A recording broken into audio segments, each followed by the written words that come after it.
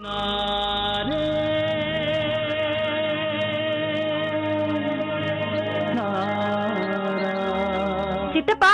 காலையில போன் பண்ணுங்க. எங்க போனீங்க? எப்போதுல இருந்து தேடுறேன் தெரியுமா? என்னாச்சு பெரிய மருமகளே? வீட்ல இருக்கிறவங்க எல்லாம் தேவாவுக்கு இன்னொரு கல்யாணம் பண்ணி வைக்க முடிவு பண்ணிருக்காங்க. நீ சொல்றதெல்லாம் உண்மைதானா? நான் என்னோட காதால கேட்டேன், என் கண்ணால பார்த்தேன். ஒருவேளை இந்த கல்யாணம் மட்டும் நடந்தா சித்தப்பா, உங்களுக்கு என்ன ஆகும் தெரியுமா? தேவாவோட இடத்துக்கு அர்ஜுனை கொண்டு வரணும்னு நினைக்கிற கனவு பாலா போடு போல இருக்க. அதை எல்லாத்தையும் தூள் தூளா உடைச்சது யாருன்னு உங்களுக்கு தெரியும்ல? அந்த ராதிகா தானே? அவளேதான். இன்ஃபேக்ட் எல்லாமே பக்காவா முடிச்சிட்டாங்க. இன்னும் தேவாவும் ராதிகாவும் பேசிக்கிறது மட்டும் தான் பாக்கியா இருக்கு. ஒருவேளை ராதிகா மட்டும் சரின்னு சொல்லிட்டானா கல்யாணம் பக்கா. அப்படி சொல்லாத. எதையும் பக்காவா நடக்க விட மாட்டேன்.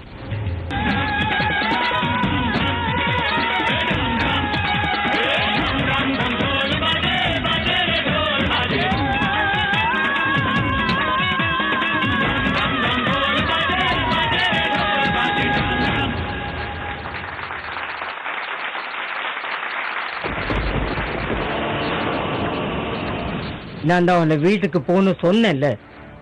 இன்னைக்கு ஏண்டி இங்க நிக்கிற?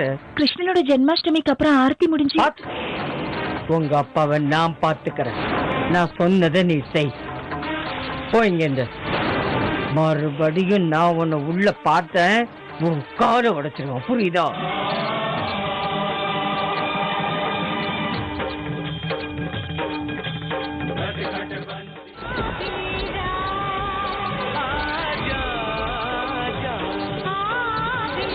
முராரி கந்தனுக்கு நாம் மூஞ்சலாட்டுவோம்.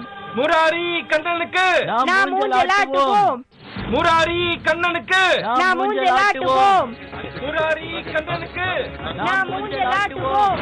கோவிந்த கோபால ராதே முராரி கந்தனுக்கு நாம் மூஞ்சலாட்டுவோம். முராரி கந்தனுக்கு நாம் மூஞ்சலாட்டுவோம். என்ன கல்யாணம் பண்ணிக்கிறியா? எனக்கு மனைவியாக உனக்கு சம்மதமா?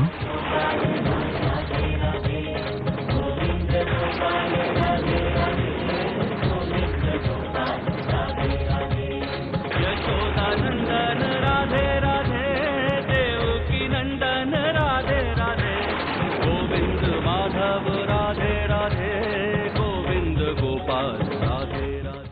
எனக்கு தெரியும், நிச்சயமா இது என்னோட பிரமதா. ராதே கோவிந்த கோபால். அவர் என்கிட்ட வந்து என்ன கல்யாணம் பண்ணிக்கிறேங்கிறாரு. இல்ல கண்ணா, நிச்சயமா என் காதுல ஏதோ தப்பா விழுந்திருக்கு. நீ சரியாதான் கேட்டிருக்க ராதிகா. என்ன கல்யாணம் பண்ணிக்க விருப்பமா? எங்க வீட்டுக்கு நீ வருவியா? சின்ன மருமகளா?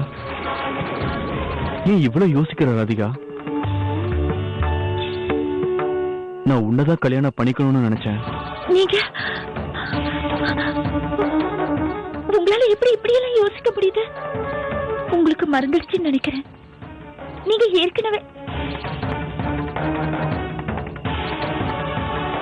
நீங்க என்னோட சகோதரி விஷாக்காவோட புருஷன். இத பாரு ராதிகா, என்னால புரிஞ்சுக்க முடியுது உனக்கு ஏன் கோவம் வருதுன்னு.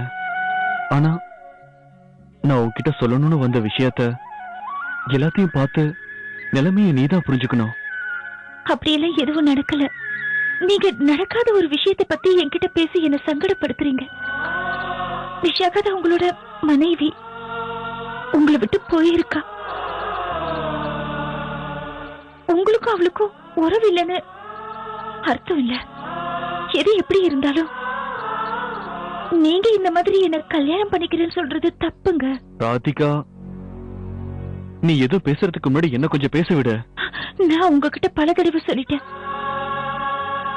உங்ககிட்ட கெஞ்சியும் சொல்லி பார்த்துட்டேன், இந்த மாதிரி எல்லாம் எப்பவும் சொல்லாதீங்கன்னு.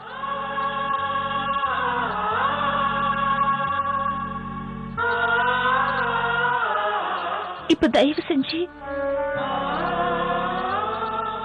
என்னை விட்டு விலகி இருங்க. அப்புறம்